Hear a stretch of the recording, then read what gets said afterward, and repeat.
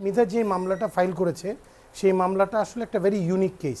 এই ইউনিক কেসটা বাংলাদেশের আমার মতে কোনো রাজনৈতিক পলিটিক্যাল পার্টির গঠনতন্ত্রের উপর কোনোদিন কোনো মামলা বা কোনো সিদ্ধান্ত হয় নাই। তো আজকে আমরা যে মামলাটা ফাইল করেছিলাম সেই মামলাটা এখন বিচারের অপেক্ষায় নিম্ন আদালতে পেন্ডিং। তো আমি আজকে একটা ডাইরেকশন চেয়েছিলাম অনারেবল অ্যাপেলেট ডিভিশন থেকে, যে আমাকে একটা ডাইরেকশন দেওয়া হোক যে একটা নির্দিষ্ট সময়ের মধ্যে যেন এই পার্টিকুলার কেসটা, জাতীয় পার্টির গঠনতন্ত্র নিয়ে যেই মামলাটা করা হয়েছে সেই মামলাটা যেন চূড়ান্তভাবে নিষ্পত্তি বিচারিক আদালত করে দিতে পারে।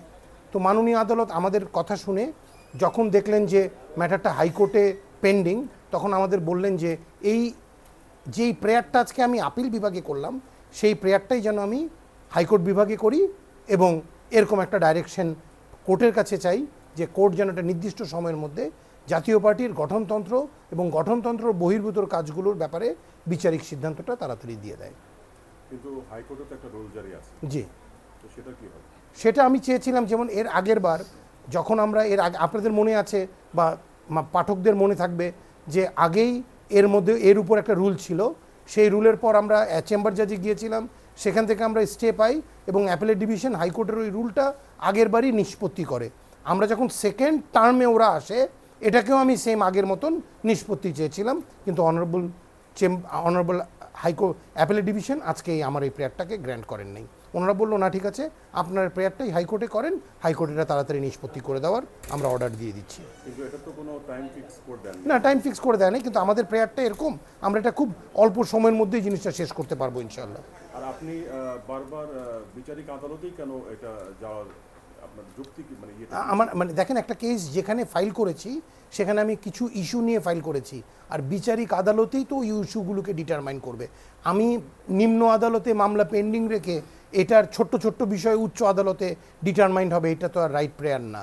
আর এখন পর্যন্ত যে স্টের কারণে ওনারা চালাচ্ছেন সেটাও তো আমার মনে হয় না যে রাইট, কারণ আফটার অল পলিটিক্যাল পার্টি অনেক মানুষের ভাগ্য, ডেমোক্রেসির একটা অংশ, সংবিধানের একটা অংশ এবং রিপ্রেজেন্টেটিভ পিপলস অর্ডারের একটা অংশ। তো সবাইকে মিলে এটা চূড়ান্তভাবেই নিষ্পত্তি হওয়াটা প্রয়োজন।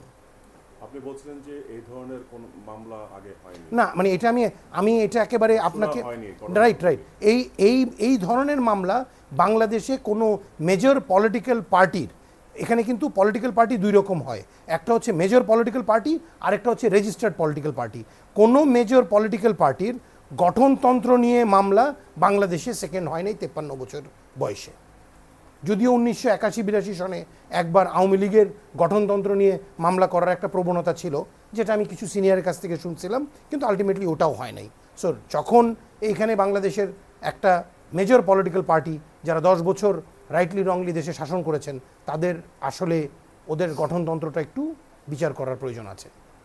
তাহলে কি আপনি আশা করছেন যে এটা মানে এই চলতি বছরের মধ্যে হয়ে যাবে? আমি তো অবশ্যই আমি এটা জোর দাবি জানাবো এবং আমার প্রেয়ার থাকবে কোর্টে এটা যেন সামনের 3 মাসের মধ্যে এই মামলাটা শেষ করে দেওয়ার ব্যবস্থা করেন।